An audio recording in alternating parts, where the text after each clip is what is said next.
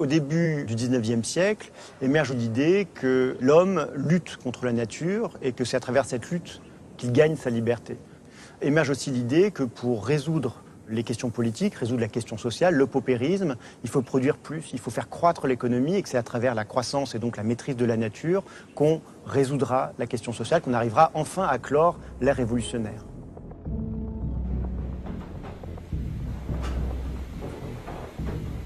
Pour sortir de la pauvreté et gagner sa liberté, l'homme devrait donc asservir la nature. Avec le charbon, la nature nous fait même un cadeau.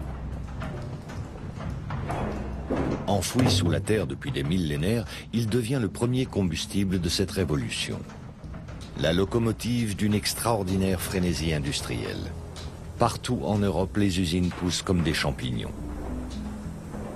En Angleterre, Manchester devient la capitale mondiale du coton. Au milieu du 19e siècle, la ville, ceinturée par 500 manufactures, est plongée dans le brouillard polluant de ses hauts fourneaux.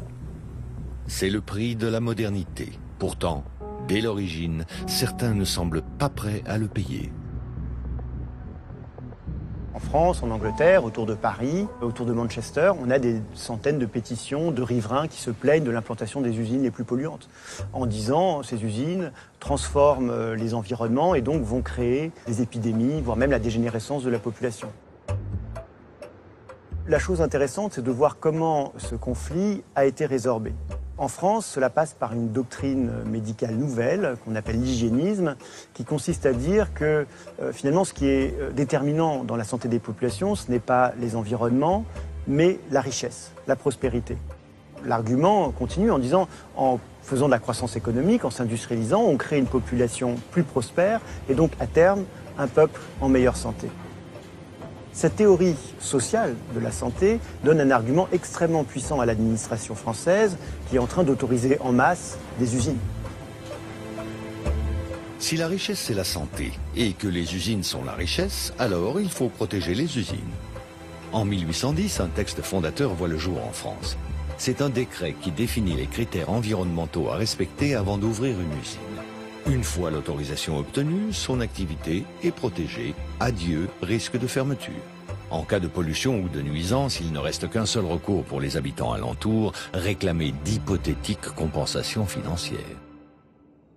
Ce décret de 1810, qu'on pourrait qualifier en fait de droit à polluer, a une influence internationale pour une simple et bonne raison que, à cette époque, l'Empire napoléonien est à son apogée et influence le droit dans les pays conquis.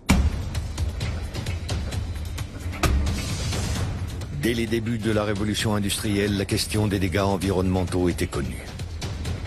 Détruire la nature alentour devient simplement une dépense nécessaire, listée aux côtés d'autres frais dans les bilans comptables. Textile, chimie, sidérurgie, en moins de 100 ans, de nouvelles industries se développent. L'usage du charbon se mondialise. Partout, il décuple la puissance des machines. Aux États-Unis, le taylorisme optimise cette nouvelle énergie providentielle. La production de masse voit le jour et avec elle, la consommation de masse.